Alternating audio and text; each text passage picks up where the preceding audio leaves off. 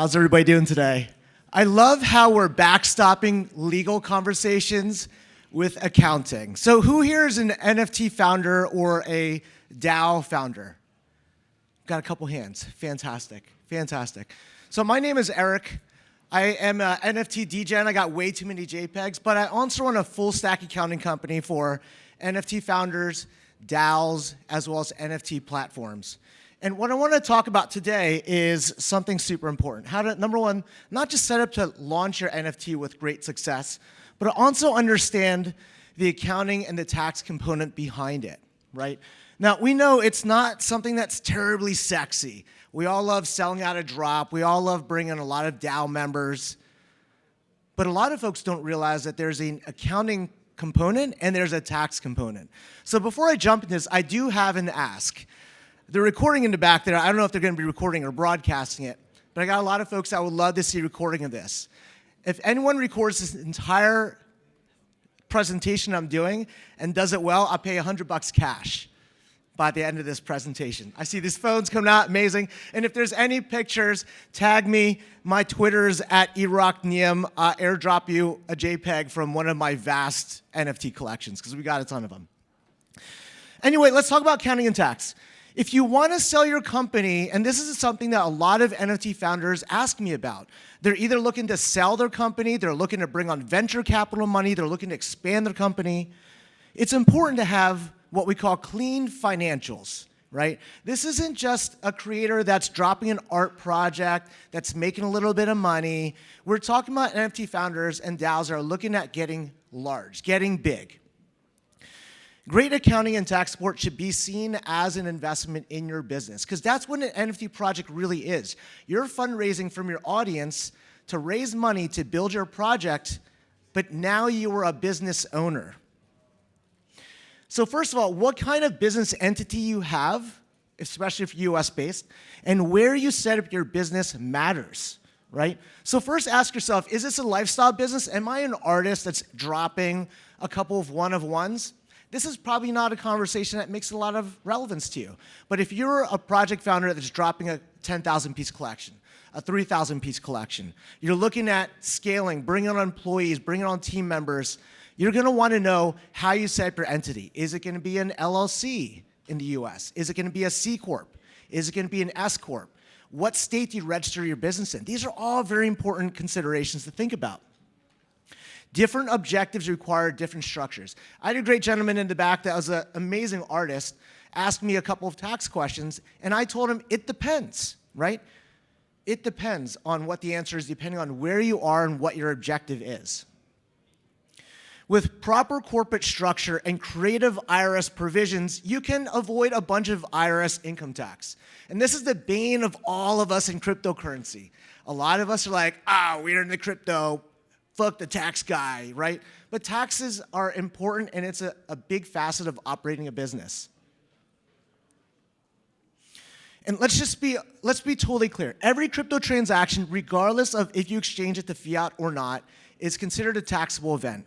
And this is a challenge a lot of founders are having right now. A lot of them have put a lot of their funds in Ethereum in their treasury, and they've received funds when Ethereum was $2,000, $3,000, $3,500, and left it in Ethereum.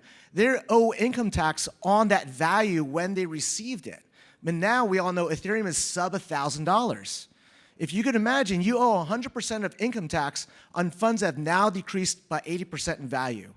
So you want to be sure that you're building your project properly, you're creating proper corporate governance in how you manage your funds, and you have the proper tax structure set up so you don't screw yourself, right? My objective, if you want to come and work with us, that's fantastic. We have a large group of CPAs in-house and a large group of accountants and tax preparers.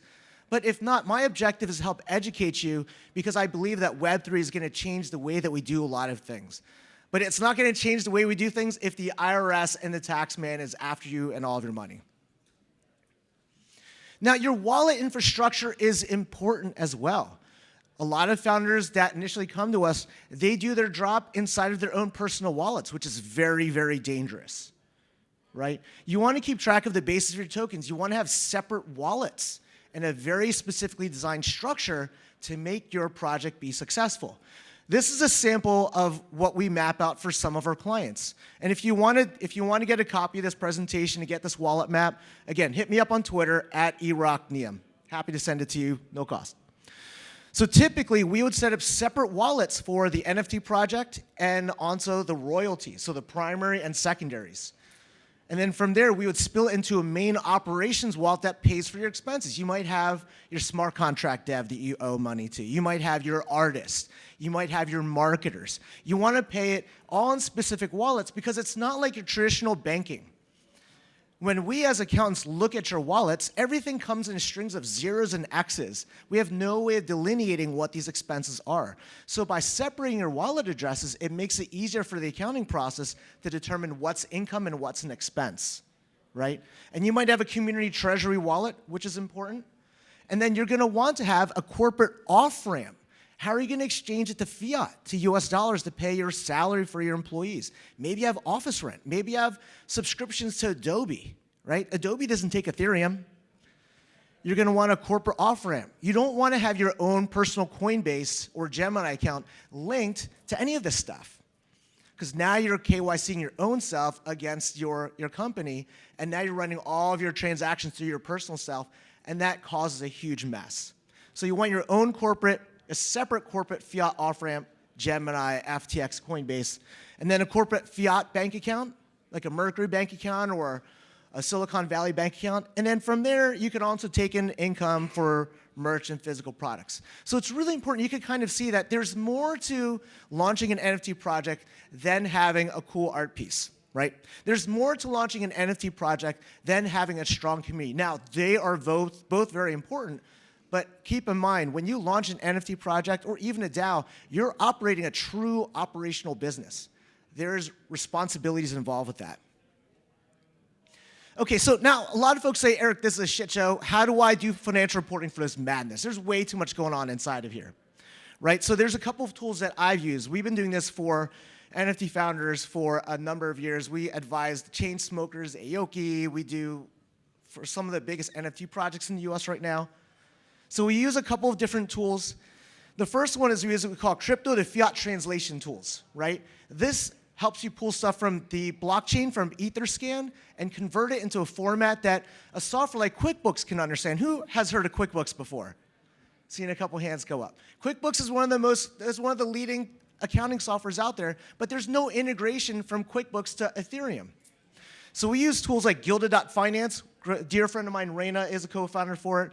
Really cool tool that allows you to pull transactions from Etherscan and then break it into transactions that QuickBooks can read. And then on the tax side of things, we use ZenLedger and CoinTracker to help us track the basis for tax purposes. And then from there, we use traditional accounting softwares like QuickBooks, NetSuite. And then finally, we also utilize for our clients traditional financial tools to do payroll, fundraising, and all that stuff. When you operate in the crypto space, there's multiple transactions happening for each transaction, right? Not only are you reflecting revenue when you mint the project, but you're also reflecting the basis in a token.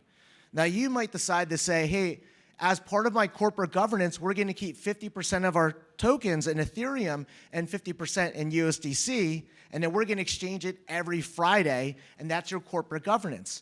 But you need to keep track of the basis of each transaction that happens. And that's super important to keep things super clear and to keep you out of trouble. So my name is Eric. Again, I'm an NFT degen. I absolutely love this space. I'm over-invested by a lot, like many of us in this room are.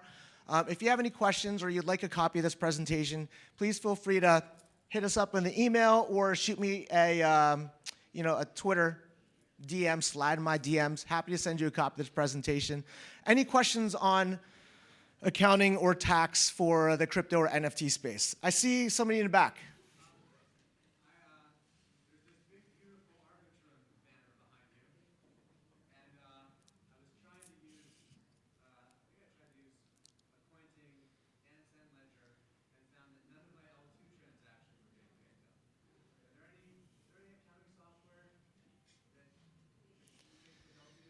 That's a really good question. So this is kind of the challenge, and even like Even like Solana, for example, Zen Ledger doesn't pick up all the time. So normally what we end up doing is we go into the blockchain and use one of their scanners and export it as a CSV, and that's how we rip all the data.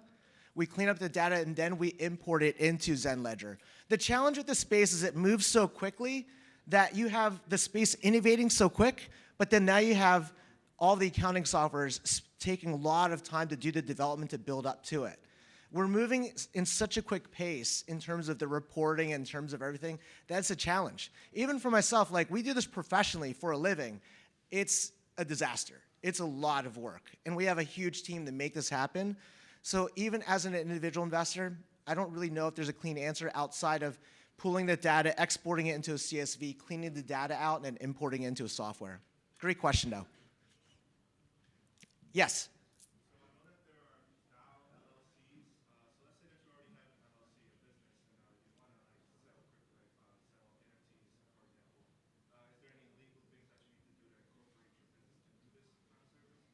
Yeah, really good question. So when it comes to selling NFTs or any type of NFT projects, I know my time's up, so finish this question up.